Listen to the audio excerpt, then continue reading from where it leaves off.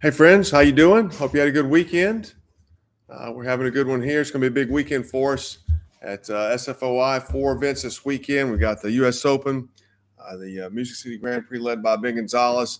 A handful of us are going to be in Atlanta for the kickoff down there for the SFO 1000 Southern States kickoff. And then out west, Joe Henson is leading the Super Bowl Outreach Team Leaders Retreat in San Francisco. So it's a big weekend for us. Football is really the busiest time of the year. So many people, it's really based on fans and what they have an interest in. And fans, sports fans like football in the United States, I'm not sure what the numbers are compared to other professional sports, but they like it and they go out in big numbers. I think what you have in football, which really drives huge crowds, is one, just have a handful of games every year. Pros play 17 games spread over 5 months. That's not really very much. They play every weekend. I think they have a weekend off. But that's once a week. And half of those games, let's say 7 are at home, 7 games at home over a 5-month period is not very much. So people can concentrate their efforts. It's not an everyday game like baseball, NBA, NHL, or something like that. So plus the history of football in the United States, it's always been a big sport. So it drives a lot of people there. And then, as I've said before, the uniqueness is because of the concentration of large numbers of people, and you factor in season tickets. There's a lot of repeat people, and so they love going. A lot of people graduated from university. Their football game, their football team is something they rally around as students, and coming back to the home games is certainly important. In big state schools, you have schools like in UT or Georgia, Alabama, where people went to school. They come back. It's social time. It's business time. The business leaders of the state come to that. That's the place to be. And so it's just lots of reasons that people come to football games. So it's football season, and that means it's a busy, busy time. So that kicked off 2 weeks ago. Last weekend, 4 games on the SFOI 1000 schedule. Jerry Collins at Bakersfield College. John Coble was at the Tennessee Titans game. Dave Dorn was at the Cincinnati game. And Heath Pucel and Dan Davis at the Green Bay game. This weekend, the schedule will be out here later today. Be on the lookout for it. And so it should be another busy weekend. This weekend really kicks off college. I think pros don't play this weekend. I think they play next weekend.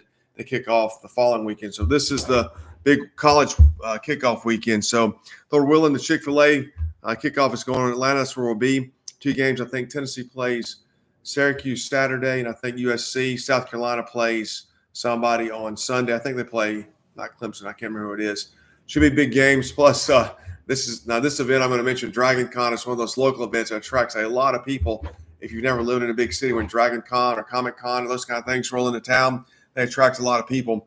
Dragon Con is the same weekend in Atlanta, so there should be a lot of people out and about to hear the gospel. So I'm excited about that. Listen, if you haven't, I ask this every week. If you haven't heard me say it before, and do you live near a college or pro home stadium?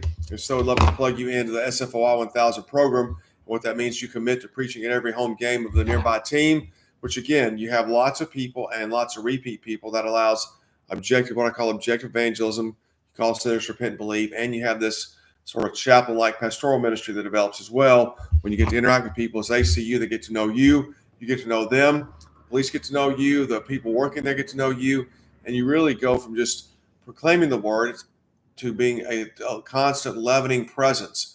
The word, of course, does the leavening, but your constant presence also helps the process. Also, if you also have ministry in the city where the stadium is, this football just accentuates and adds to your work at these other events. In other words, they see the game, they see you downtown, they see you here, they see you there before long. They say that guy's everywhere, and he must have something to say, and that really helps the process. We see that. That's the way it was for me in Atlanta.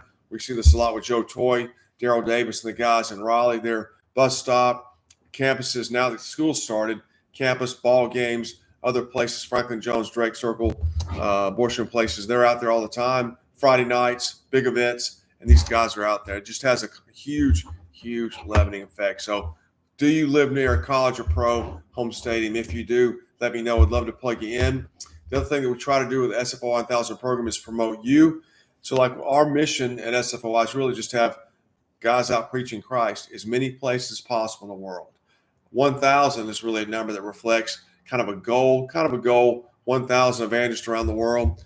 And that's what we're shooting for. But it's more about Christ being preached and, of course, therefore being heard by souls in these places. Sinners, in other words, unbelievers, Christians as well, to exhort them on in their faith. Either way, the goal is to preach Christ out in the open air to large crowds of people. That is the mission. So in that light, if you sign up and join us, you'll be now a group of 41 guys across the country. What we'll do for you to the best of our ability through social media posts, Lord willing, postcards and stuff, and sending letters, is we'll be able, plus a lot of prayer, we want to point people in your area towards you.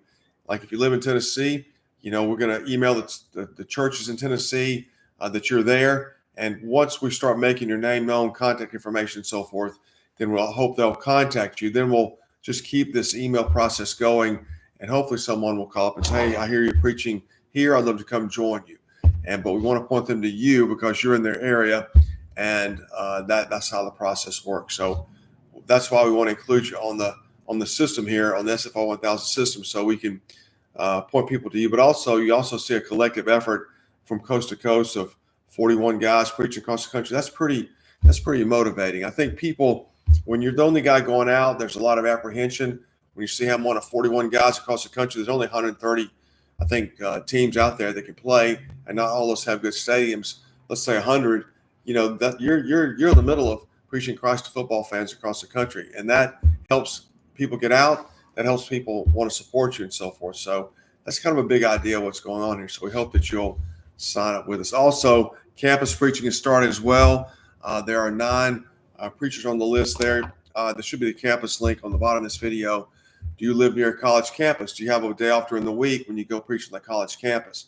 If you have a campus near you and you want to do it but don't know how, then contact me. Tell me where you're at, and I'll connect you to the closest guy that's near you that can show you how. You can either go join them for a day, or they can talk to you on the phone, or point someone in your direction. Again, the great mission is these souls on these campuses hear the gospel, and of course, we want to do that in the open air as well. We're not doing it in a meeting room in a building. We're doing it on the open air. There's a simple way to do it, so you're not disruptive to the campus, and they aren't going to try to run you off.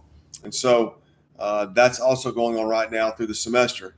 Lord willing, I'll get starting next week, get up to UT once a week, and also preach the UT home game. So this is really equally, in a sense, the numbers aren't there like at football, but the importance is there on the college campus. So do you live near a college campus? Let's talk about that. You can always call me, text me. We can talk about it. I can get you out, 423-724-7500. Which really brings me, the message of the day is you got to get going. You got to get started. You've got to start doing the work. It's like anything else in life. The human being, we are masters at having good ideas and thinking things are neat or whatever, but not acting on it. You have fundamental things like typically, hey, I'm going to start working out at the beginning of the year. I'm going to put on muscle. I'm going to lose weight. I'm going to change jobs, all this kind of personal stuff. Or I'm going to start reading a book, or these things. And we just say, hey, it's a great idea, but you just don't ever do it. We like ideas. I've heard that before, that Greeks or Gentiles, we really like ideas. So you have to move from the idea and hey, it's a good idea that you're preaching. It's good that you're out here. People say to us a lot, to doing it yourself. And that's where the challenge comes in. So my message is you have to get started. You have to take the first step in that direction. So I'm here to help you take that step. I'm here to introduce you to people, help you take that first step. But the goal here is to say, I'm going to do it and then get started. What is the best way to take that first step? One is to schedule it on your calendar and plan it like you're having an important meeting. And second thing is to go out and put your feet down on the place where you'll preach. In fact, what I would really say to you is, if you had time, is, okay, you're going to do it. You know where you're going to go. You drive. First thing you do is you drive out to the area, whether it's a campus or a stadium, and say, that's a good spot. You first identify a good spot, then you go home. Second time, you go out and you say, you park, and you walk up to that spot and you stand there and you look around, and then you do that 5 days in a row. In other words, you train yourself to get up, go to the spot, park, and walk up there. And so you get used to that part of it. So the 6th day, you get up, you park, you go down that spot, and then you start preaching or reading the Bible out loud, whatever you can do, and you incrementally ease your way into it. In other words, instead of rushing out on day one, all that weight of apprehension weighing upon you, you just deal with it a little bit at a time. Okay, the first time I'm going to go out and find a spot to stand. I'm going to find out where the campus is. I'm going to find how to drive around the campus, around the stadium. or whatnot around where the festival's going to be. You look at it, you visualize it, and you start thinking about being there. You look for good spots and so forth. You look for a place to park. Then you go back, and next day you look for a place to stand. The next day you find the place to park. The next day you get out of the car, walk up there, stand around. We're talking like 30 minutes. Park, walk up there, stand, look around for 30 minutes, see what's around you, and then go home. Do that 5 days in a row. The sixth day, after you stood on the corner for 5 days for about 15, 30 minutes, then you're ready to go. See, you've dealt with all the other things that you don't know. And then you go out there and you're going to start preaching, let's just say for an hour, 30 minutes or an hour, easing into it. Before long, the gravity of it all, the momentum of you being out there begin to take hold, and you'll say, I'm not going to go home today. I'm going to stand here an hour. I'm standing here 2 days. And then the first couple people that say something to you, you're kind of hooked on it. So that's getting started. Schedule it. Know where you're going. Drop around the place one day. Go home. Go back. Find a place to park. Go back. Drive around the place. Get familiar. Go back. Drive around. Find a place to stand. Go back. Find a place to park. That's 3 days. And go back and get out of the car. Walk up there and stand there for, let's say 15 minutes, 5, 10, 15 minutes. Do that 5 days in a row. Increase the time you're standing in that corner every 5 minutes every day to you're about 30. And then you say, okay, I feel pretty silly by now. I think we figured this out. You go back and you get going. Simultaneously, you can do after once you've gotten out there and been consistent, then we can, Lord willing, plug in the Heath Pucel's Keep Your Finger in the Text, and you can begin to then prepare sermons and really get into it. That's the key. But you got to get started, and then the next step is to get into it. Prepare sermons. Start praying for people. Pray for the place that you're at, those in leadership around there, and just get your heart in a ministerial condition. But the first point today is get started. Go out. Once you do that, what happens kind of spiritually is other distractions begin to recede in their importance. They begin to pale in comparison. This dynamic begins to really overtake you, and you want to go, and then the Lord, the Spirit of God, will begin to work, and you'll see it'll begin to move you forward incrementally and get you out there. Before long, you think, I can't believe I took this long to get out here. So get started, friends. Get started. Find the campus. Drive out there and get around, familiar with the place or the stadium. Then go out the next day, find a place to stand. Then go out the next day, find a place to park and go home. 4 days when you haven't even got out of the car yet. Fifth day, go get out of the car, walk up to the place. You can even walk around the area. Maybe there's a better place that you haven't thought about, and then keep going. And so then the fourth day, the next day, you go out and stand, let's say another 5 minutes, and then the next day, another 5 minutes. So you're standing out there looking around. You think you're really confident you found the best place, have a good feel for the area. You stand out there for 30 minutes. You say, I think I'm ready. Of course, the next day, the anxiety might build a little bit, but you've dealt with everything else. You just got to get out there, get on the corner, get rolling, open your mouth, say a couple of words, and you're off and running. When you open your mouth, you want to have a message to say or start reading the Bible. I highly recommend, if you don't really have a message, or it's just start reading the Bible out loud, going to John chapter 1 or 3, these easy chapters, 1 Corinthians 1, 15, really a gospel-centered message. Read through Colossians. Just start reading it and get used to hearing your voice out loud and get used to people passing by you and seeing you.